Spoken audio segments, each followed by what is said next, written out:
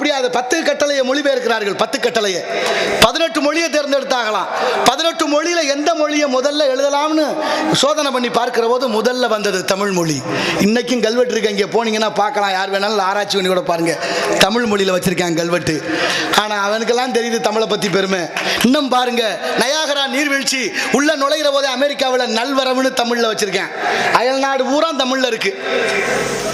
அயல்நாட்டில் இருக்கிற பசுமாடு கூட அம்மானு தமிழில் கத்துது. லண்டனில் பிறந்துட்டோமேனு அது மம்மின்னு கத்தலை. ஆனால் தமிழ்நாட்டில் பிறந்த பல எரும மாடுகதான். நான் ஒன்றும் சொல்லலை, என்னத்தை சொல்ல, நமக்கு என்னத்துக்கு பெரிய இடத்து பொல்லாப்பு. அரமனை கோழி முட்டை அம்மிக்கல்ல உடைக்கும். தமிழ் எப்படி போயிடுச்சு பாருங்க. நெல், அரிசி, சோறுன்னு 3 வாக்கியம் இருக்கு வார்த்தை. நெல் அதை அவிச்சு எடுத்தோம்னா அரிசி, அதை ஆக்கி இறக்கணும்னா சோறு. சோறுன்னு தானே கேட்கணும். சோழ வளநாடு சோறு உடைத்து, அது மோட்சம்னு ஒரு அர்த்தம். இப்ப சோறு சுத்தமான தமிழ் வார்த்தை. யாராவது சோறு போடுன்னு கேட்குறீங்களா?